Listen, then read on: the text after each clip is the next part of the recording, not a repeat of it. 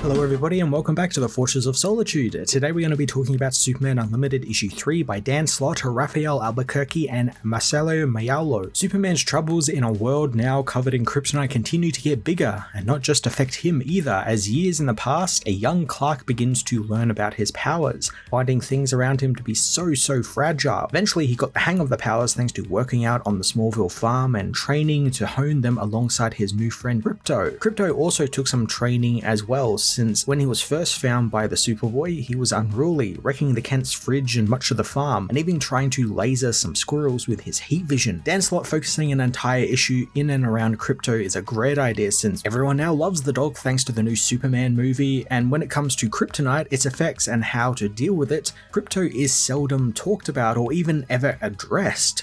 So getting him to be sort of the main plot point in this issue is a great idea, and I like being able to explore that with this Superman family. We getting to see some lesser used characters from the family and how they are reacting to all of this kryptonite now being around. And also, as I said, it's a neat bit of synergy for that new movie. Clark tries to help train Krypto, telling him that life is sacred and strong, and both of them need to protect the weak. Unfortunately, Ma and Pa Kent want him to stay out in the barn where he can't destroy anything important, and Clark makes an interesting point here that I've actually never really considered: what it must be like for a dog with all of their, animal instincts and, canine instincts to have the exact same powers as Superman. Got to be 10 times harder than just being Superman, because you have all these instincts like, oh, you got to chase the car, you got to, chase after the squirrel and all that, but then you also have superpowers on top of that. That's not something I've actually considered with Krypto at all. Krypto experiences all of this firsthand when he howls at the moon and decides to chase after it, and he flies up out of the atmosphere and passes out from exerting himself, so Clark has to race up and catch him. These instincts also sometimes come in handy, as a few years later in Metropolis, Krypto helps catch a group of bank robbers' car for Superman, literally chasing down the car and grabbing it with his steel-strong teeth. Like how I mentioned before about movie synergy, even Krypto's design looks slightly changed, making him look a little bit more scruffy like he does in the movie, and since this Krypto is a little bit older, it also makes him kind of look like a little bit of an old man. Sometime later, Clark, Lois, and John have breakfast, and Krypto hangs out under the table, listening to Clark ask if Lois really wants him covering the Science Expo since it's funded by El Caldero, so there's bound to be kryptonite there. Lois thinks that it would look suspicious if Clark Kent just stopped covering stories that involved kryptonite altogether, so he needs to just kind of suck one up for the team. John reveals that Steelworks is trying to come up with a way for Kryptonians to resist the kryptonite, and he's agreed to help John, Henry, and Natasha test out things for it, but John's parents are more concerned with him finding an actual paying job, since he can't just be a superhero and nothing else. Clark tells John to take Krypto out for a few laps of the world to tire him out, and John and Krypto race out of the house. So I just kind of want to point out, I don't know, it's a bit of an inconsistency problem here, since we know from issue 1 this takes place in the present. Lois is the editor-in-chief, and there's all this new stuff with the Daily Planet going global, which is all in the most present day books. We even see John in the first issue, and he's still very much an adult. That's not changing. And I know people in the comments section will get upset about that, but they just have to deal with it. The problem here stems from the artist drawing him as young John, and I don't think it's technically like their fault. I think it's because the fact of the costume he's in, since he's wearing his old Superboy costume, the old hoodie and everything, and I took that as, oh, he's just like put on something old just to like take the dog for a walk, like you would usually do,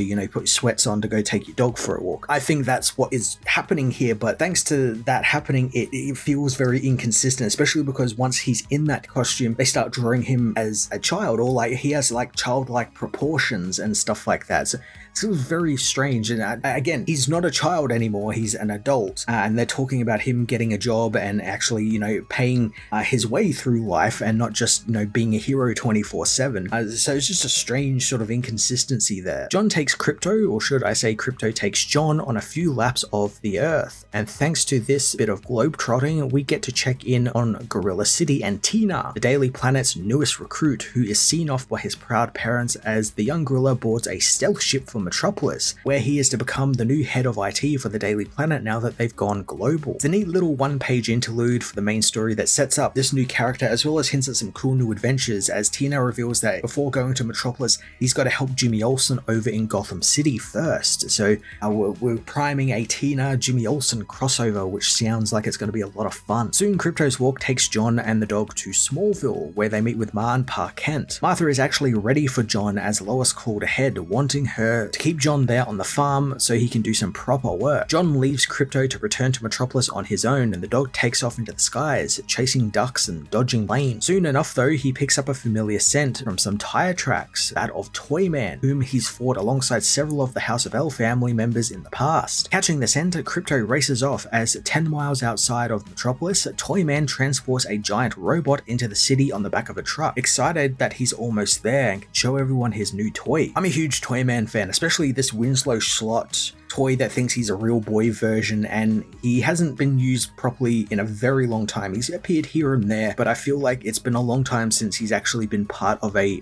big Superman book. I'm excited for what Slot has in store for him, since we saw him last issue. He was like working for the El Calderon president, getting kryptonite, and I guess it's gonna face off against Superman. I'm intrigued to see what his plan is, and as well, like Dan Slott writing like a really kind of fun and weird and wacky character is great, because some of the best issues of Spider-Man that are like from Dan and his Superior Spider-Man run, or any of his Spider-Man runs, are ones where he gets to use the more wackier, a little bit out there villains. At the Metropolis Convention Center, Clark covers the Science Expo, saying extra alert for the part of the expo that's funded by El Caldero, since there might be kryptonite somewhere in it. Clark interviews Dr. Valencia, who tells Clark the exhibit hasn't actually arrived yet, and her business partner who's running the show isn't there yet either. Clark, thanks to doing some investigative reporting, knows her partner is Winslow Slot, since he found the company that she has partnered with is Schott and Sons, the name of Winslow's old company. He wants to know why she is working with a super criminal, but the Doctor has no knowledge of such a thing. I wonder if this is hinting at kind of a larger conspiracy at play here, since we saw at the end of the last issue they are working directly with Toyman. They're funding him with kryptonite, and it was heavily implied in an effort to quell people, specifically people like Superman, who will oppose them and their ideals. So I think the Doctor is kind of playing a little bit dumb here, maybe, with what's happening in her effort to get more kryptonite out of the city and out into the world,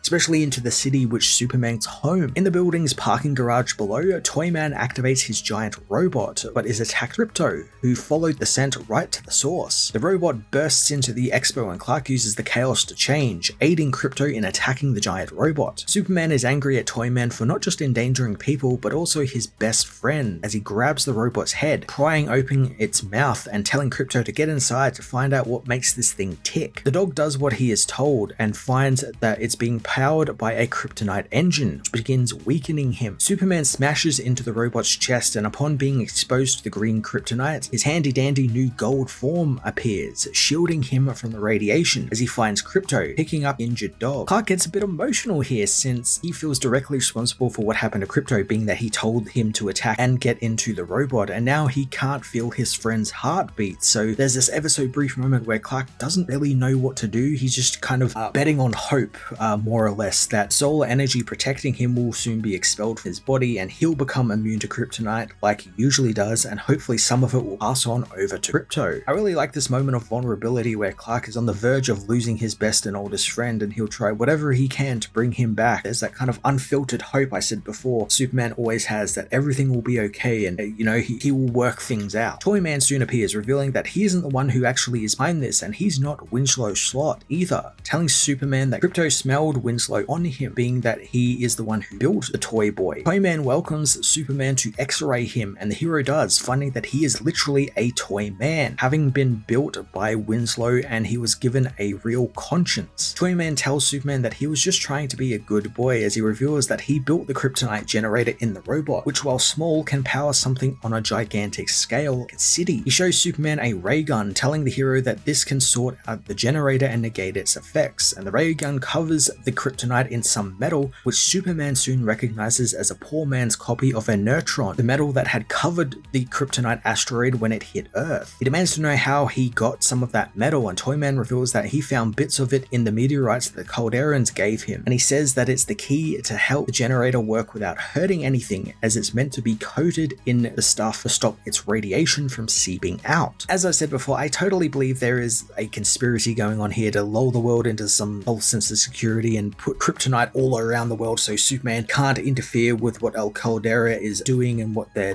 dealings are. That feels like where it's headed. It's kind of just making all these moves just to kind of limit where Superman can go. I do like the idea of Toyman actually breaking from Winslow and trying to be good though, although it kind of feels like that's what they do with Toyman, because obviously we have the other Toyman, the boy hero, who is a good guy as well, and it feels like that's always where it's headed with Toyman. It always like arcs back around to, oh, he's actually a good guy. So I kind of would have liked to have seen him actually kind of double down on being a villain and become this like literal like comically evil villain, you know, playing up the idea that he's a toy and everything, kind of get away with being a bit more cartoony. I'm sure whatever the Calderan's plan is will sort of click in the next couple of issues, and I'm looking forward to seeing what it is. Dr. Valencia tells Superman that the generators could be used across the globe to provide clean power for entire cities, but Superman knows it will mean more kryptonite will be out there in the world. However, he thinks that if it's for the good of the people of Earth and will provide clean energy, then he guesses he and Krypto can just put up with it. Later on at the Fortress of Solitude, Superman and Kelex